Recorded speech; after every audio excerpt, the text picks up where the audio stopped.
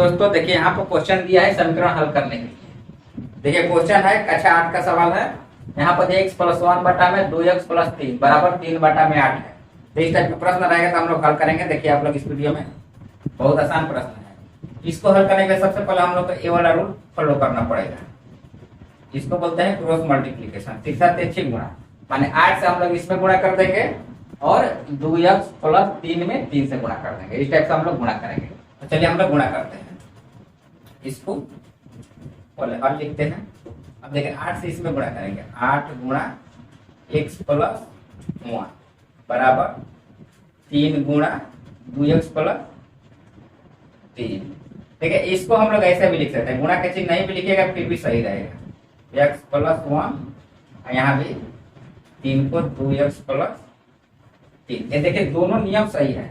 जब ब्रैकेट रहता है तो यहाँ गुणा का चिन्ह नहीं देते हम लोग, इसलिए ये वाला ज्यादा बेटर है। तो हम लोग इसको लिखेंगे, ठीक है। दोनों का वैल्यू सेम रहता है। अब हम लोग इसको गुणा करेंगे। 8 से x में गुणा करेंगे तो 8x हो जाएगा। फिर 8 को 1 से गुणा करेंगे तो 8 हो जाएगा। इधर देखिए 3 को 2 से गुणा करेंगे तो 3 दूनी 6x हो जाएगा। और 3 को 3 से गुणा करेंगे तो 3 का 9। इस टाइप से हो गया। अब देखिए इसको हल करने के लिए सबसे पहले हम लोग को x वाला और जिसमें x नहीं है उसको ध्यान देना होगा। देखिए एक दोनों में x है तो x वाला को एक साइड में लाएंगे, जिसमें x नहीं है उसको हम लोग एक साइड में ले जाएंगे बराबर सब साइड। तो सबसे पहले हम लोग x वाला को एक साइड इकट्ठा करते हैं। देखिए 8x है, आई देखिए जोड़ में 6x है, इधर आएगा तो घटा हो जाएगा 6x। इधर में 9 है, पहले से 8 इधर जाएगा तो घटा हो जाएगा। इस टाइप से 9 माइनस 8 हो जाएगा।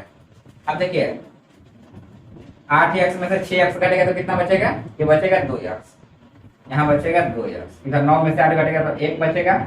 अब देखिए x के साथ में 2 गुणा है, 2x के साथ में गुणा है तो x बराबर कितना हो जाएगा? जब 2 इधर गुणा है बराबर से साइड करेंगे तो भाग बन जाएगा 1 बटा में 2। ये हो गया इसका राइट आंसर। इस टाइप का प्रश्न रहेगा तो आप लोग को ऐसा ही हल करना पड़ेगा। उम्मीद करता हूँ कि प्रश्न आप लोग को समझ में आ गया होगा। ऐसा प्रश्न रहेगा तो ट्रिक यही अपना के बहुत आसानी से आप लोग हल कर पाइएगा।